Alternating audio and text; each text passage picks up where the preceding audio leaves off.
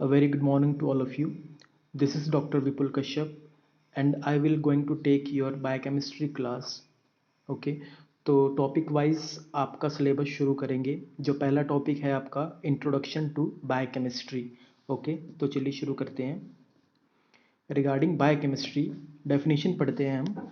Biochemistry is a basic science which deals with chemical nature and chemical behaviour of living matter which involves the study of chemical constituents of living matter, chemical changes during digestion, absorption and excretion, transformation of one form of chemical constituent to other. Fourth one is energy changes involved in such transformation. तो basically biochemistry में आप पढ़ते क्या हैं? Biochemistry में आप सारी जो आपकी ऑन गोइंग मेटाबॉलिक एक्टिविटीज़ है या फिर बायोकेमिकल रिएक्शंस है किसी सेल के अंदर, उसके बारे में स्टडी करते हैं। और ये कंसर्न किससे रिलेटेड रहता है? ये कंसर्न रहता है आपका लिविंग मैटर से स्पेसिफिकली, ठीक है। और इसमें क्या आप पढ़ेंगे? केमिकल चेंजेस किसके बारे में? ड्यूरिंग डाइजेशन, एब्जॉर्प्शन और एक्सक्रीशन। जो आपने खाया, खाने के बाद उसको एब्जॉर्ब किया, एब्जॉर्ब करने के बाद डाइजेस्ट किया, डाइजेस्ट करने के बाद एक्सक्रीट किया। तो इन स्टेप्स के बीच में क्या ऐसी बायोकेमिकल रिएक्शंस हो रही हैं या फिर क्या चेंजेस आ रहे हैं आपके सेल में बायोकेमिकल एक्टिविटी के दौरान, ठीक है, उनको हम पढ़ेंगे, ठीक है, ऑब्जर्व करेंगे, ठीक है। तो ये बायोकेमिस्ट्री होता है, ठीक है। स्पेसिफिकली पढ़ना केमिकल चेंज या बायोकेमिकल चेंज, ठीक है। इसमें और क्या पढ़ा जाता है? Transformation of one form of chemical constituent to another. मान लीजिए कोई कंपोनेंट बना आपका, ठीक है, और ये ए डैश में कन्वर्ट हो गया, ठीक है, in the presence of any enzyme, ठीक है। मान लीजिए कोई भी आपके पास ए कंपाउंड था, वो ए डैश में कन्वर्ट हुआ in the presence of any enzyme, ठीक है। तो इसको क्या बोलेंगे? एक तरीके का केमिकली ट्रांसफॉर्मेशन हुआ, ठीक है। फोर्थ वन आपका है energy changes involve in transformation. और जब ये ए से ए डैश में कन्वर्ट हुआ, ठीक है, कोई भी प्रोडक्ट, बायोकेमिकल रिएक्शन थी, ठीक है, तो इसमें कोई एनर्जी चेंज भी तो होगा ना। पहले इसकी एनर्जी थी, क्या थी, उसके बाद क्या एनर्जी आई, ठीक है, जिसको बोलते हैं एनर्जी डिफरेंस, डेल्टा से रिप्रेजेंट करते हैं, ठीक है। तो एक प्रोडक्ट से दूसरे प्रोडक्ट में चेंज होना किसी भी सेलुलर एनवायरनमेंट में ड्यूरिंग दी बायोकेमिकल प्रोसेस, तो एनर्जी का चेंजेस होगा प्रोडक्ट्स में, ठीक है। ये एनर्जी निकलेगी या उसको चाहिए होगी, ठीक है। तो ये सब हम पढ़ेंगे किसमें? बायोकेमिकल रिएक्शंस में। उसके बाद हम पढ़ते हैं आपका बायोमोलिक्यूल्स के बारे में। बायोमोलिक्यूल्स होते क्या हैं? Biomolecules are organic molecules present in living system. आप सबको पता है कि अर्थ पर लिविंग और नॉन लिविंग सिस्टम है, ठीक है। लिविंग सिस्टम में आप सबको पता है कि हम इंसान आते हैं, माइक्रो ऑर्गेनिजम्स आगे, प्लांट्स आगे, सारी चीज़ें आ गई, ठीक है। तो उनका एक बेसिक कंपोनेंट है, ठीक है। वो एक बेसिक कंपोनेंट या एलिमेंट से मिलकर बने हुए हैं। तो वो कौन कौन से एलिमेंट हैं? वो है कार्बन, नाइट्रोजन, हाइड्रोजन और ऑक्सीजन। तो ये चार बोलते हैं ना, चार तत्व। तो ये है वो चार तत्व जिससे एक लिविंग कंपोनेंट बनाता है। उसमें कार्बन, नाइट्रोजन, हाइड्रोजन, ऑक्सीजन होना बहुत जरूरी है, तभी उसको हम एक लिविंग सिस्टम बोलेंगे, ठीक है। तो ये जो लिविंग सिस्टम है, ये चार कंपोनेंट है जिससे मिलके बना होता है। इनको फर्दर क्लासिफाई करा जाता है दो पार्ट्स में। कौन कौन से हैं? मैक्रोमोलिक्यूल्स और माइक्रोमोलिक्यूल्स। मैक्रो का मतलब होता है बड़ा साइज, माइक्रो का मतलब होता है छोटा साइज। तो इनको भी डिस्टिंग्विश कर दिया बायोमोलिक्यूल्स को टू टाइप में, माइक्रोमोलिक्यूल्स और मैक्रोमोलिक्यूल्स। तो मैक्रोमोलिक्यूल्स क्या है? Large complex organic molecule with high molecular weight. याद रखें, इनका मॉलिक्यूलर वेट हाई होता है और ये कॉम्प्लेक्स नेचर के होते हैं, ठीक है। स्ट्रक्चर कॉम्प्लेक्स होता है। एग्जाम्पल्स कौन कौन से आगे? आपके कार्बोहाइड्रेट्स आगे, प्रोटीन्स आगे, लिपिड्स और nucleic acids. All micromolecules are made up of building blocks called monomer। अब ये जो मैक्रोमोलिक्यूल्स हैं, ये छोटे छोटे बिल्डिंग ब्लॉक्स से बने होते हैं, इनको क्या बोलते हैं? मोनोमर्स, ठीक है। और अगर ये मोनोमर रिपीट हो रहे हैं, बार बार एक ही मॉलिक्यूल रिपीट हो रहा है, तो उसको क्या बोलेंगे हम? बायोपॉलीमर। ओके। उसके बाद आते हैं बच्चों आपके माइक्रोमोलिक्यूल्स। माइक्रो का क्या मतलब हुआ? एक था मैक्रो, एक था माइक्रो। माइक्रो मतलब छोटे molecules. They are simple smaller organic molecules with low molecular weight. याद रखें, ये लो मॉलिक्यूलर वेट है, ठीक है। They act as building block of macromolecules. तो ये बिल्डिंग ब्लॉक किसके हैं? मैक्रोमोलिक्यूल्स के, जो बड़ा साइज था, ठीक है। तो मैक्रोमोलिक्यूल्स के बिल्डिंग ब्लॉक्स कौन से हैं? माइक्रोमोलिक्यूल्स। इसके एग्जाम्पल किस तरह हुए? मान लीजिए कार्बोहाइड्रेट है, आप सबको पता है कि कार्बोहाइड्रेट तो बहुत बड़ी यूनिट है, ठीक है। और किसका एग्जाम्पल है ये? मैक्रोमोलिक्यूल्स का। अब कार्बोहाइड्रेट किससे बने होते हैं? छोटी छोटी यूनिट से। कौन से हैं वो छोटी छोटी यूनिट्स? ग्लूकोज, ठीक है। ग्लूकोज से मिलके बना होता है एक पूरा यूनिट कार्बोहाइड्रेट का, ठीक है। उसके बाद नेक्स्ट चलते हैं, आपके फील्ड्स ऑफ बायोकेमिस्ट्री की बात करते हैं, ठीक है। बायोकेमिस्ट्री में आप मैक्सिमम कौन कौन सी फील्ड पे आपका फोकस रहता है, किसके बारे में स्टडी करते हैं? तो पहला आएगा आपका एंजाइमोलॉजी। जैसे ही नाम बता रहा है, इसका नाम रिप्रेजेंट कर रहा है कि स्टडी ऑफ एंजाइम, ठीक है। It is the study of enzymes. Enzymes are biological catalyst, they catalysed by chemical reaction, ठीक है। तो एंजाइम्स क्या हुए? एंजाइम बेसिकली बायोलॉजिकल कैटलिस्ट हुई है। मान लीजिए कोई ये ए प्रोडक्ट है, मुझे इसको बी प्रोडक्ट में कन्वर्ट करना है, ठीक है। तो मान लीजिए अगर मैं यहाँ पे एंजाइम डाल दूँ तो ये एंजाइम करेगा क्या काम? ये एक बायोलॉजिकल कैटलिस्ट के तौर पे एक्ट करेगा इस पर। बायोलॉजिकल कैटलिस्ट का काम क्या रहता है कि वेदर ये आपकी किसी बायोकेमिकल रिएक्शन की स्पीड को बढ़ाएगा या फिर घटाएगा, ठीक है। सिर्फ और सिर्फ इसका ये काम होता है। एंजाइम कभी भी बायोकेमिकल रिएक्शन में यूटिलाइज नहीं होता, ठीक है। वो क्या करेगा, या तो इसकी स्पीड को बढ़ाएगा या फिर कम कर देगा, ठीक है। और रिएक्शन खत्म होने के बाद वो अपनी ओरिजिनल फॉर्म में आ जाएगा। उसके बाद स्टडी होती है बच्चों दूसरी, बायो एनर्जेटिक्स, ठीक है। It is the transformation and use of energy by organism. कोई ऑर्गेनिज्म है, इसने क्या किया? एनर्जी को यूज़ किया, और किस तरीके से एनर्जी यूज़ करके अपनी सेल की एक्टिविटीज़ को एक्टिवेट कर रहा है, इसको बोलते हैं बायो एनर्जेटिक्स, ठीक है। In living organism energy is liberated by digestion and metabolism of carbohydrates, lipids and proteins which are present in food. आप सबको पता है कि लिविंग ऑर्गेनिज्म क्या करता है? एनर्जी कहाँ से मिलती है? कार्बोहाइड्रेट खाएगा। मान लीजिए कि उसने चपाती खाई, चपाती में कार्ब्स रहते हैं, कार्बोहाइड्रेट, ठीक है। उसको डाइजेस्ट किया, डाइजेस्ट करने के बाद क्या होगा? वो उससे एनर्जी लेगा, और वो एनर्जी कौन यूटिलाइज करेंगे? आपके सेल्स यूटिलाइज करेंगे, ठीक है। The energy liberated is utilised in many metabolic activity. आपके सेल है, सेल के पास एक एक्टिविटी नहीं है कोई कि भाई बस उसने एक ही एक्टिविटी करनी। थाउजेंड ऑफ मैनी एक्टिविटीज़ है, हर एक सेल का इंडिविजुअल रोल रहता है। ये आपकी ग्रोथ के लिए काम आएगा, ये हार्मोन रिलीज करेगा, ये आपका किसी और एक्टिविटी में पार्टिसिपेट करेगा, ठीक है। तो उसके लिए एनर्जी चाहिए। वो एनर्जी कहाँ से मिलेगी उनको? वो मिलेगी कार्ब से, जो आपका अल्टीमेट सोर्स फूड है, ठीक है। आल्सो एनर्जी में be stored in form of higher compounds like ATP, ठीक है। और ये एनर्जी स्टोर भी तो होगी किस फॉर्म में? एटीपी में। आपकी जितनी भी एनर्जी बनती है आपके शरीर में, वो किस फॉर्म में बनती है? कार्बोहाइड्रेट्स खाएंगे या कुछ भी खाएंगे आप, एटीपी की फॉर्म में स्टोर होगी। उसके बाद ये एटीपी की फॉर्म में एनर्जी आपके सेल यूटिलाइज करेंगे, और इसी तरीके से आपकी बॉडी एक्टिव रहेगी, और हर एक बॉडी पार्ट आपका नॉर्मली फंक्शन करेगा। उसके बाद स्टडी आती है मॉलिक्यूलर बायोलॉजी। जैसे ही नाम रिप्रेजेंट कर रहा है, मॉलिक्यूल्स मतलब कि छोटी मॉलिक्यूल्स का रोल बायोलॉजी में, ठीक है। बायोलॉजी पता है ना आपको, स्टडी ऑफ लिविंग मैटर या लिविंग ऑर्गेनिज्म या लिविंग एंटिटी। तो छोटे मॉलिक्यूल्स का क्या रोल है बायोलॉजी में, उसकी स्टडी पढ़ते हैं। It involves the detail study of nucleic acid. Nucleic acid आप समझते हैं किसे कहते हैं? डीएनए और आरएनए को बेसिकली न्यूक्लिक एसिड कहते हैं, क्योंकि इनका रोल क्या है? इनका रोल इनहेरिटेंस में है। मतलब वन जनरेशन से टू जनरेशन तक कोई भी करेक्टर ट्रांसफर हो रहे हैं, वो किसके कारण हो रहे हैं? सिर्फ और सिर्फ डीएनए के कारण। वन जनरेशन का मतलब है, मान लीजिए आपके फादर की हाइट 6 फीट है, तो ऑब्वियस सी बात है कि जो नेक्स्ट जो उनका बेबी होगा उसकी भी प्रोबेबिलिटी चांसेस क्या रहेंगे कि वो भी 6 फीट का हो। तो ये क्या, ये जेनेटिक करेक्टर्स हैं, जेनेटिक ट्रेट्स हैं, जो कि वन जनरेशन से सेकेंड जनरेशन में गए। और ये किसके कारण गए? ये गए आपके डीएनए, जो कि है डिऑक्सी राइबोन्यूक्लिक एसिड, ठीक है। और प्रोटीन सिंथेसिस में भी इनका रोल देखा जाता है। जो मॉलिक्यूलर बायोलॉजी है, तो मॉलिक्यूलर बायोलॉजी बेसिकली स्टडी है। मॉलिक्यूलर बायोलॉजी ना, आप स्मॉल स्मॉल मॉलिक्यूल्स की स्टडी करते हैं, ठीक है, और उनका क्या रोल है, ठीक है। तो ये है आपका मॉलिक्यूलर बायोलॉजी। उसके बाद आता है आपका क्लिनिकल बायोकेमिस्ट्री। तो क्लिनिकल बायोकेमिस्ट्री क्या है? Branch of biochemistry which involves A variety of investigation related to clinical samples and play their role in diagnosis of various disease।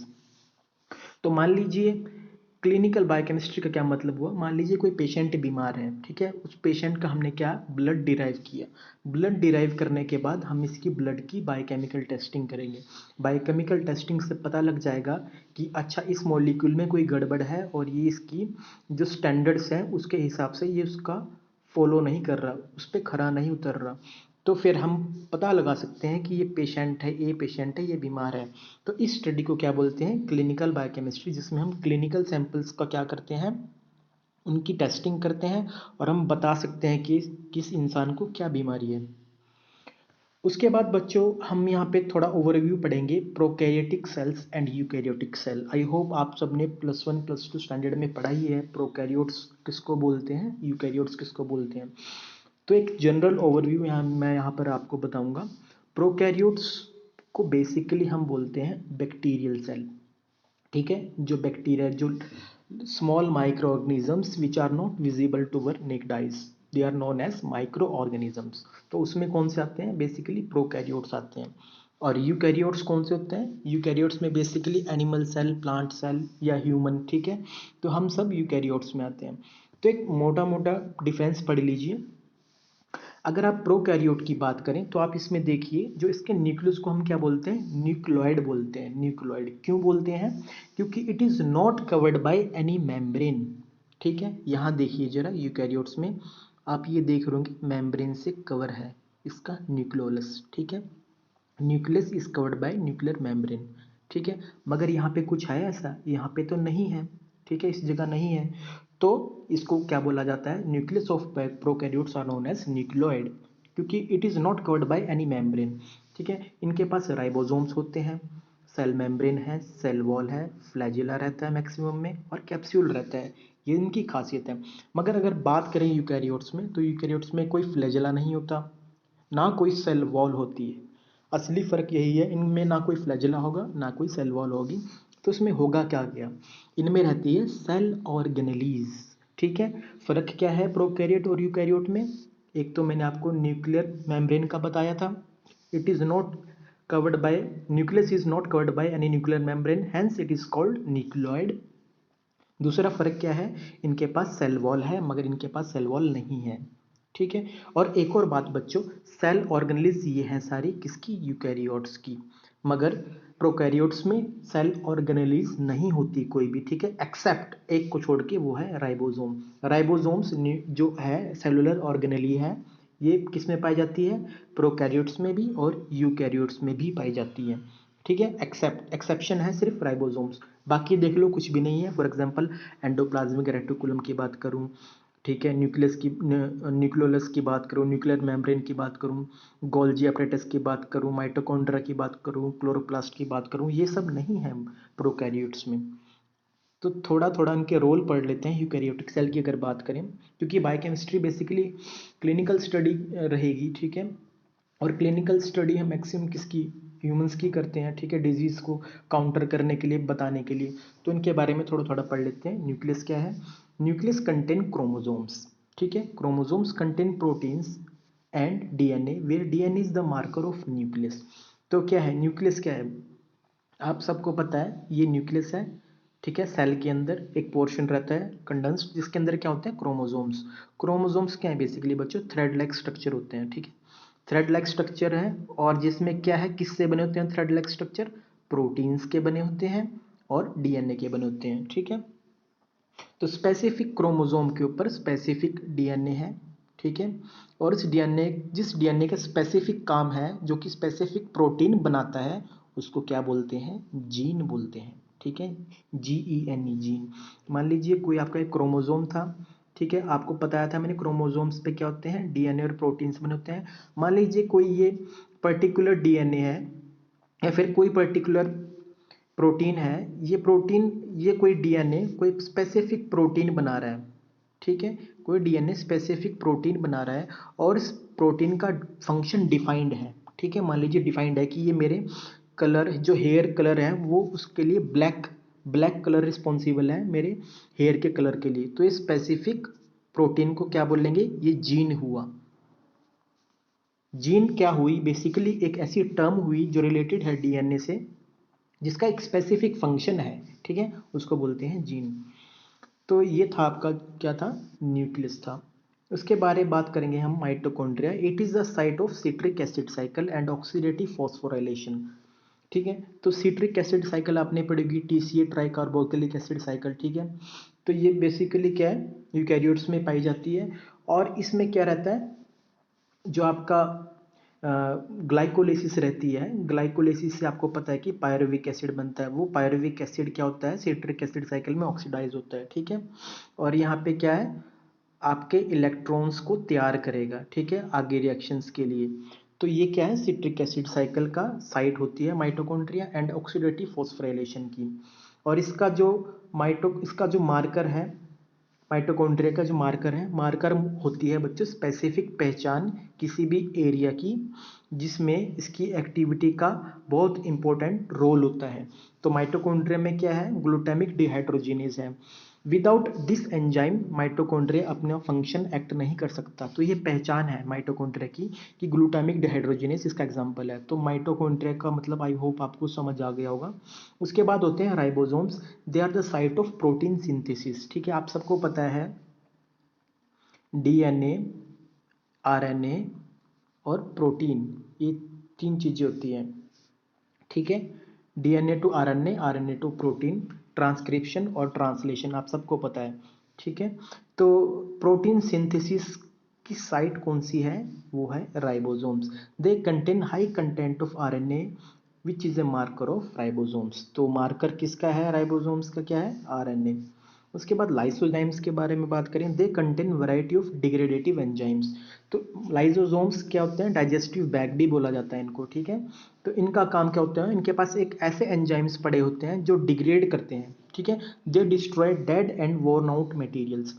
तो जो सेल है, सेल के अंदर कुछ ऐसी ऑर्गेनेलिज होंगी जो डेड होंगी, जिनका कोई काम नहीं है, या मटेरियल होगा सेल ऑर्गेनेलिज के अंदर, कई ऐसे मटेरियल होंगे जिनका कोई काम डेड है या फिर उनको खतरा है सेल से, ठीक है। तो लाइसोसोम क्या करते हैं, लाइसोसोम का काम क्या होता है कि ये क्या करते हैं, इनको डिग्रेड कर देंगे, खत्म कर देंगे, ठीक है, विद हेल्प ऑफ कौन सा एंजाइम, एसिड फोस्फेटेज। तो हम कह सकते हैं ना कि लाइसोसोम का मार्कर कौन सा है, एसिड फोस्फेटेज। उसके बाद बच्चों आता है प्लाज्मा मेम्ब्रेन, ठीक है। It is concerned with transport of molecule in and out of cell. Plasma membrane का आप सबको पता है कि रेगुलेशन करता है आयंस का, ठीक है, या मॉलिक्यूल्स का अंदर और बाहर के लिए, ठीक है। तो इसमें जो मार्कर्स कौन कौन से हुए, sodium ion, potassium ion, ATPs and five nucleotidase. तो आप घबराइए मत, ये सब जो मार्कर्स हैं हम इनको डिटेल में पढ़ेंगे जब हम मेटाबॉलिक पाथवे पढ़ेंगे, मेटाबॉलिक पाथवे, ठीक है। तो उन सब में हम पढ़ेंगे स्पेसिफिक रोल सबका। तो अभी सिर्फ ये ओवरव्यू है, इनके बारे में पढ़ लीजिए। उसके बाद आता है Golgi apparatus। Its function is its function is to process and package proteins. तो गोल्जी apparatus आपने देखा होगा, ठीक है। यूकैरियोट्स में क्या रहता है, इनका काम क्या है, प्रोसेस और पैकेज करना प्रोटीन्स को एंड लिपिड मॉलिक्यूल, ठीक है। It is the site of glycosylation, बहुत इंपॉर्टेंट है। जो गोल्जी apparatus है, ये किसकी साइट है, ग्लाइकोजाइलेशन का। और ग्लाइकोजाइलेशन का रोल क्या रहता है, ग्लाइकोजाइलेशन का रोल क्या रहता है, in determining it play role in determining protein structure, function और स्टेबिलिटी। तो प्रोटीन का स्ट्रक्चर, फंक्शन और स्टेबिलिटी किसके दौरान देखा जाता है, ग्लाइकोजाइलेशन के। और ये कहाँ होती है, गोल्जी apparatus में।